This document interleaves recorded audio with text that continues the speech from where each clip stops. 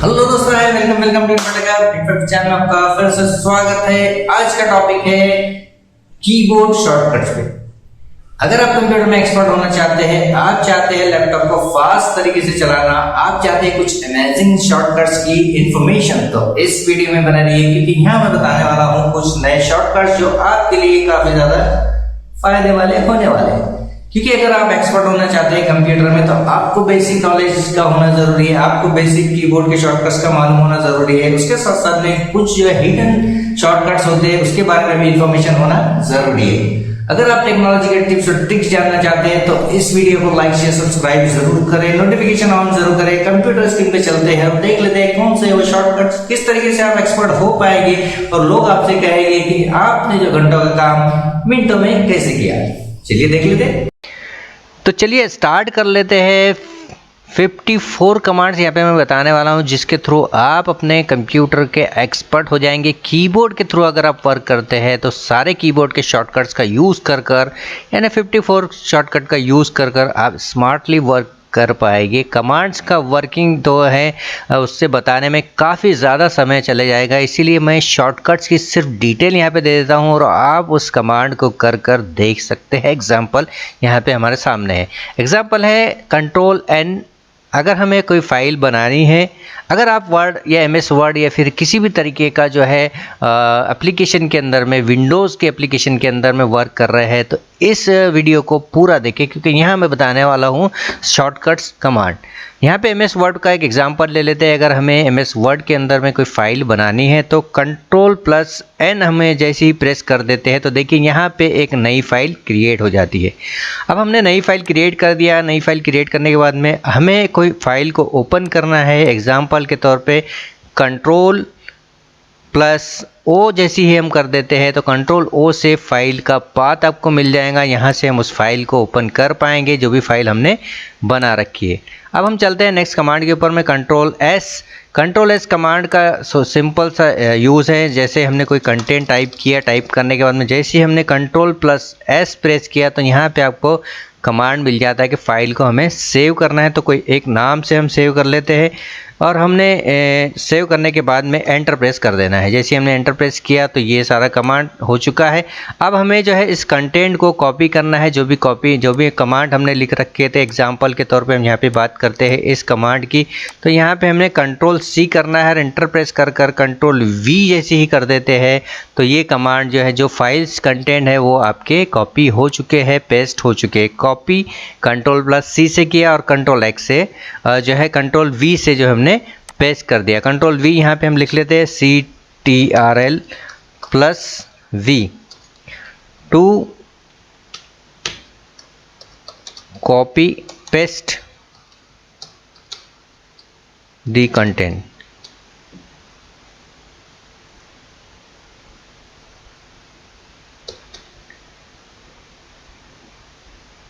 जो भी file content है वो हमने कॉपी कर लिया और उसे पेस्ट कर दिया।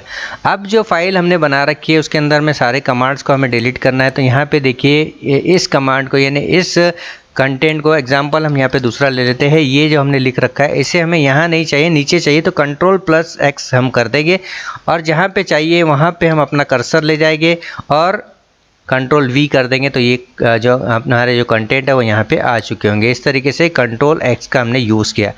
Ctrl+C अगर हम कर लेते हैं और या फिर इंसर्ट बटन हम प्रेस करते हैं तो सेम कमांड वहाँ पे यूज़ होगा जो हमने कॉपी पेस्ट कर रखा था।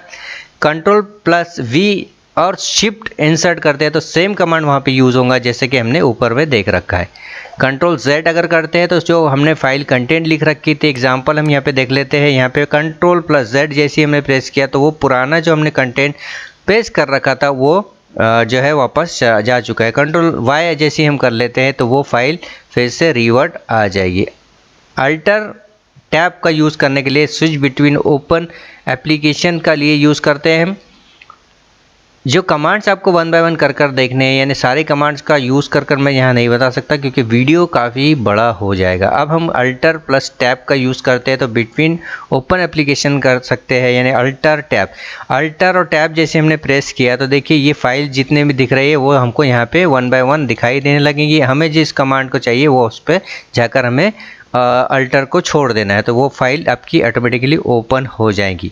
उसके बाद में है अल्टर F4 को यूज़ करते हैं तो क्लोज एक्टिव आइटम्स, जो भी हमने एप्लीकेशन खोल रखे हैं, एग्जांपल के तौर पे ये फाइल हमने खोल रखी है या फिर ये फाइल हमने खोल रखी है या फिर हमने ये फाइल खोल रखी है या फिर हमने जो भी फाइल खोल रखी है उस फाइल को हमें बंद करना है तो हमें कंट्रोल F4 प्रेस कर देना है। वो फाइल आपकी ऑटोमेटिकली बंद हो जाएंगी और उस फाइल को हम बंद कर पाएंगे, यानी उस एप्लीकेशन को बंद कर देंगे।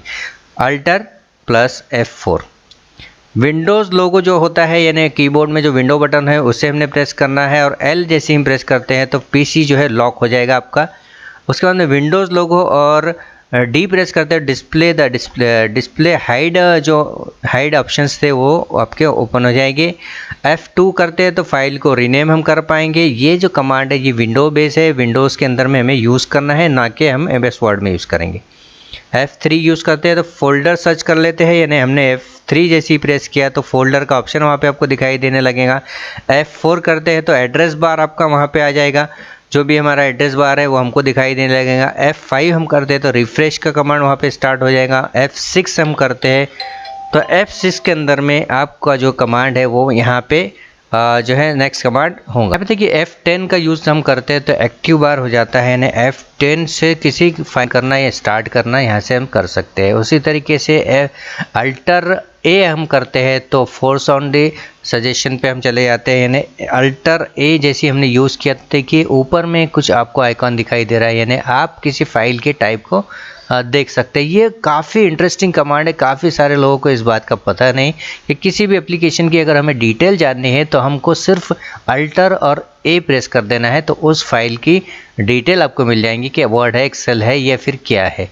अब यहाँ पे हम अल्टर F8 की अगर बात करते हैं तो किसी भी फाइल का जो शॉर्टकट कमांड हम देखते हैं या फिर कमांड के थ्रू हमने जो कर रखा है उसको पासवर्ड दे रखा है तो वो यहाँ से माइक्रोस के थ्रू दे सकते हैं, जो MS वर्ड के अंदर में पासवर्ड जनरेशन का एक ऑप्शन होता है जिसकी डिटेल जो है नेक्स्ट वीडियो में बताऊँगा। उसके अंदर अल्टर एस्केप हम करते हैं तो फाइल से बाहर हम आ जाते हैं। अल्टर जो है अंडरलाइन आपको लेटर करना है तो वो भी कमांड यहाँ पे दिया गया है। अल्टर एंटर जैसे हम करते हैं तो display property of the selected item की हम प्रॉपर्टी चेक कर सकते हैं, जो आपको डेस्कटॉप वगैरह पे फाइल आपको दिखाई देती है। अल्टर स्पेस बार जैसे हम करते हैं तो शॉर्टकट मेनू एक्टिव हो जाता है। उसके बाद में अल्टर लेफ्ट एरो जैसे हम करते हैं तो गो बैक कमांड होता है। अल्टर राइट एरो हम जब करते हैं तो फॉरवर्ड कमांड होता है। जैसा एग्जाम्पल के तौर पर हम देखते हैं अल्टर एरो के थ्रू हम जो कमांड करेंगे वो विंडोज़ के लिए ही यूज़ किया जा सकता है। ये सारे कमांड्स को हमने वन बाय वन देखना है। अब हम आगे बढ़ते हैं, वो है कंट्रोल प्लस A, यानी फाइल के सारे कंटेंट को हमें सेलेक्ट करना है तो अल्टर कंट्रोल और A जैसे हमने प्रेस किया तो फाइल के सारे कमांड जो है कंटेंट आपके सेलेक्ट हो जाएंगे। उसके बाद में डिलीट अगर आपको करना है किसी एक कमांड को या फिर पूरी फाइल को तो अल्टर D जैसे हम प्रेस करते हैं जो कमांड हमने कमांड रखा था वो डिलीट हो जाएगा। लेकिन यहाँ पे MS वर्ड में थोड़ा सा फंक्शन अलग है। अगर किसी फॉन्ट को हमें ऐड करना है, फॉन्ट आपको लगाने हैं तो कंट्रोल D का बटन जैसे हम प्रेस करेंगे तो एक कैरेक्टर मैप स्टार्ट हो जाएगा जिसके अंदर में हम अलग अलग फॉन्ट्स को चूज़ कर फॉन्ट की साइज, स्पेसिंग, फॉन्ट का स्टाइल वगैरह चेंज कर सकते हैं MS वर्ड में। और अगर हम विंडोज़ में वर्क करते हैं तो रिसाइकल बिन के अंदर में हम फाइल को ट्रांसफ़र कर सकेंगे। कंट्रोल E की अगर बात करते हैं तो ओपन, ये एप्लीकेशन ओपन करने के लिए यूज़ किया जाता है। इसका यूज़ जो है विंडोज़ में हम कर रहे हैं तो हमें कंट्रोल E जैसे हम प्रेस करते हैं तो ये देखिए विंडोज़ में अलग कमांड यूज़ होता है और अगर हम MS वर्ड में कर रहे हैं तो स्पेस बार वहाँ पे लगाया देता है, यानी आपका जो अलाइनमेंट है वो चेंज हो जाता है। अलाइनमेंट चेंज करने के लिए हम कंट्रोल E का यूज़ करेंगे तो अलाइनमेंट चेंज हो जाएगा। हम विंडोज़ में अगर यूज़ करते हैं तो फाइल को सर्च करने के लिए यूज़ कर सकते हैं। एग्जाम्पल के तौर पर हम जो है इसे मिनिमाइज़ कर देख लेते हैं।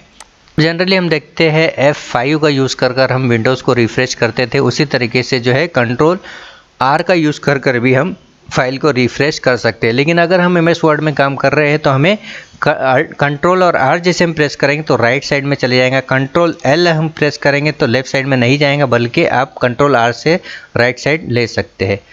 कंट्रोल वाई का अगर यूज़ करते हैं तो रीडू अंडू जो होता है, जो हमने फाइल जैसा कि एग्जांपल के तौर पर कट की, अब इसे फिर से वापस बुलाना है तो कंट्रोल सेट करेंगे, फिर वापस ले जाना है तो कंट्रोल वाई करेंगे। तो इस तरीके से हम कंट्रोल वाई का यूज़ कर सकते हैं। और दूसरे जो कमांड है, जैसा कि हम देख रहे हैं कंट्रोल राइट एरो से मूव होती फाइल को मूव करना है हमें, तो कंट्रोल का बटन और राइट बटन जब हम यूज़ करेंगे तो वो फाइल आपकी रिमूव हो जाएंगी, यानी एक जगह से दूसरी जगह ट्रांसफ़र होंगी। ये सारे कमांड्स को आपको कर देख लेना है। इम्पॉर्टेंट कमांड्स ही यहाँ पे मैं बताने वाला हूँ। ये सारे कमांड जो है डिस्क्रिप्शन बॉक्स में मैं डाल दूँगा, जहाँ से आप अपना जो वर्किंग कर पाएंगे। हम अगर नेक्स्ट कमांड पे चलते हैं, कंट्रोल एस्केप की अगर हम बात करते हैं तो वो जो हमारा विंडो है वो स्टार्ट होगा, यानी प्रोग्राम फाइल का आइकॉन वहाँ पे स्टार्ट हो जाएगा। कंट्रोल शिफ्ट और एस्केप जैसे हम प्रेस करेंगे तो आपका जो टास्क मैनेजर वो स्टार्ट हो जाएगा। ये विंडोज़ के सारे कमांड्स है, विंडोज़ के कमांड को हम बाद में देख लेंगे। तो इसी तरीके से जो कमांड्स है 54 कमांड्स का लिस्ट जो है मैं डिस्क्रिप्शन बॉक्स में डाल रहा हूँ, जिसे आप आसानी से देखकर यूज़ कर विंडोज़ में और MS वर्ड में इसका यूज़ कर सकेंगे। और कीबोर्ड की यही शॉर्टकट है जिसके थ्रू आप यूज़ कर स्मार्ट वर्क कर पाएंगे और लोग आपसे पूछने लगेंगे कि आपने इतना स्मार्ट वर्क कैसे किया, जो घंटों का काम था वो आपने मिनटों में कैसे किया। दोस्तों ये वीडियो आपको पसंद आया तो लाइक कर शेयर ज़रूर करें, कमेंट ज़रूर करें, नोटिफिकेशन ऑन ज़रूर करें, ताकि आने वाले वीडियो का जो भी हमारा वीडियो आने वाला है उसका नोटिफिकेशन सबसे पहले आपको मिल सके और आप टेक्नोलॉजी का नॉलेज आसानी से ले सके। Thank you, bye bye.